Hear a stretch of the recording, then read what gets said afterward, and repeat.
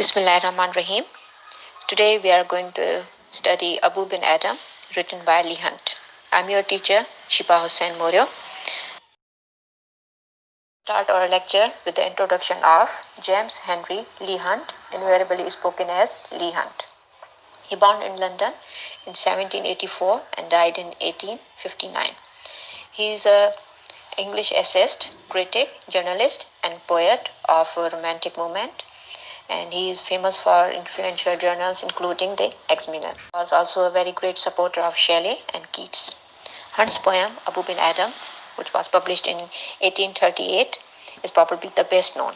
Hunt, at his best in some essays and his autobiography, has a distinctive charm.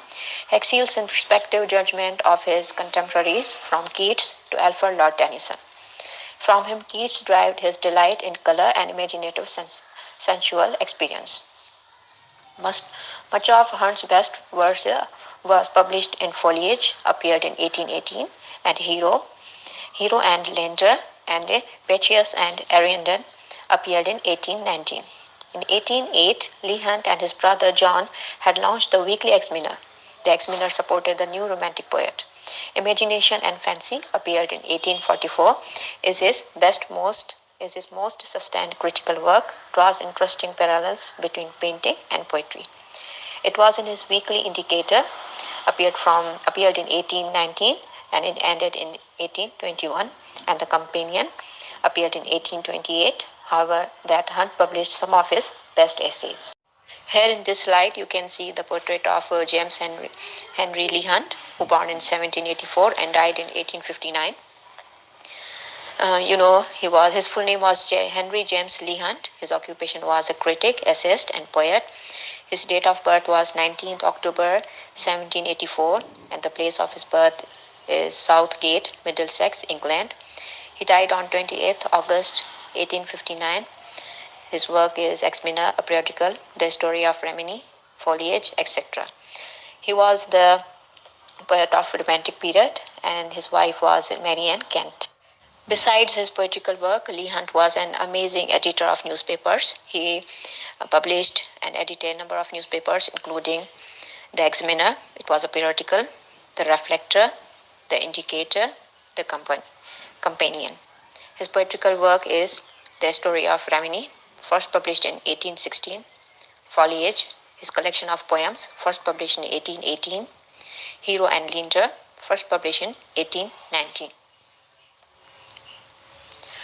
Abu bin Adam, one of Lee Hunt's finest work.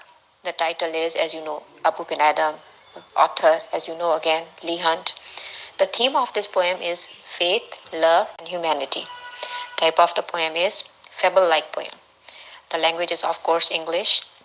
Rhyme scheme of Abu bin Adam is AB, AB.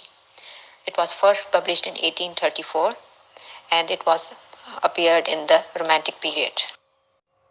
The poem Abu bin Adam consists of 2 stanzas and portrays a night scene with moonlight in the house of Ibrahim bin Adam, king of Balkh, current Iraq. The main characters of this poem is only 2, Abu bin Adam and the angel. Here is the poem. Abu bin Adam, may his tribe increase, awoke one night from a deep dream of peace, and saw within the moonlight in his room, making it rich and like a lily in bloom. An angel writing in the book of gold, exceeding peace, had made bin Adam bold. And to the presence in the room he said, What writest thou? The vision raised his head, and with a look made of all sweet accord, answer the names of those who love the Lord. And is mine one? Said Abu. Nay, not so. Replied the angel. Abu spoke more low, but cheerily still, and said, I pray thee then, write me as one that loves his fellow man. The angel wrote, and vanished the next night. It came again with a great wakening light, and showed the names whom love of God had blessed. And lo, Ben Adam's name led all the rest.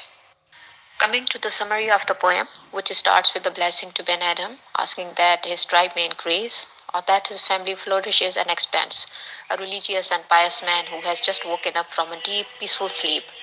Looking around his moonlight bedroom, Ben Adam noticed that the room is filled with a mesmerizing sense of pure loveliness, like that of a lily in bloom.